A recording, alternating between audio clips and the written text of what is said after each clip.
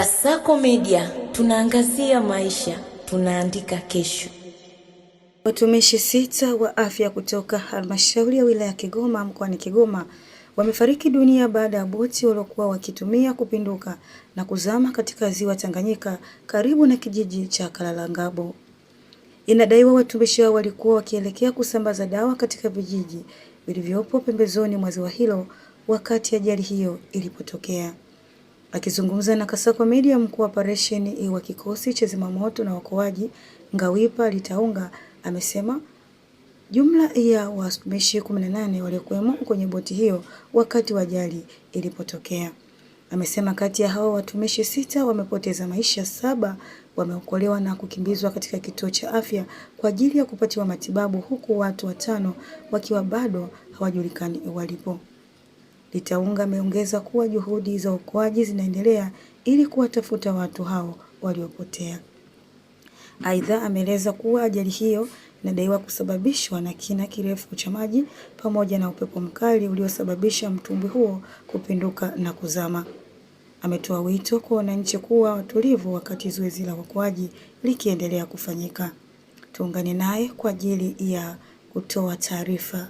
Na hii ni Kasako Update na Dela Thomas.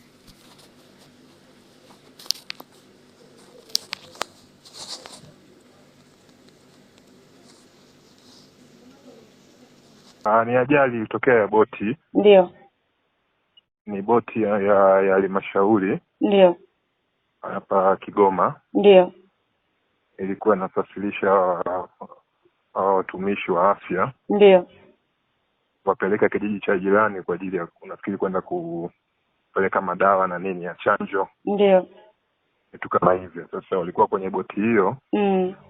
Wakielekea eneo la tukio. Ndio. Hali ya hewa ilikuwa nzuri hivyo. Ndio.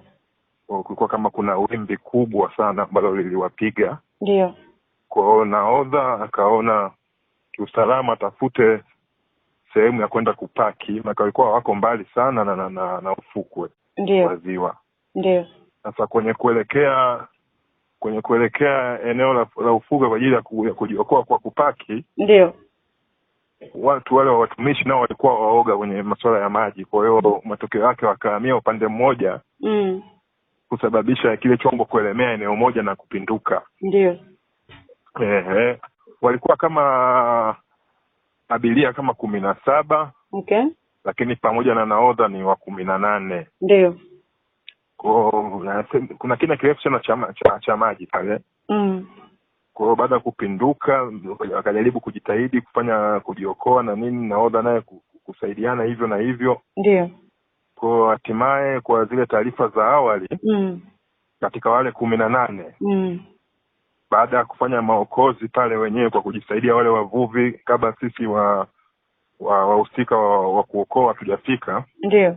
Kwa walichukua jitihada huku na huku. Watu 7 wakaokolewa wakiwa hai. Okay. Lakini 6 umauti ulikuwa umeshawapata. Okay.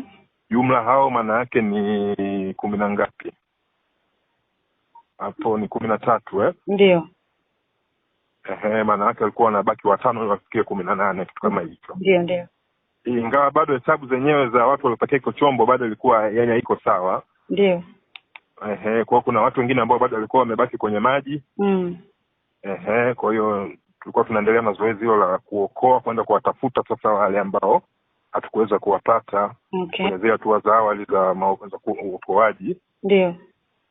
Kwa hiyo bado sasa hivi tunaendelea, tuko kwenye zoezi hilo la kuendelea kuokoa. Okay. Kwa tulifanikiwa kumtoa mmoja ambaye naye tayari alikuwa ameshapoteza maisha. Kwa hiyo bado tunaendelea na zoezi hadi sasa. Okay. Ndio. Okay, mtazamaji. Kasako Media, tunaangazia maisha, tunaandika kesho.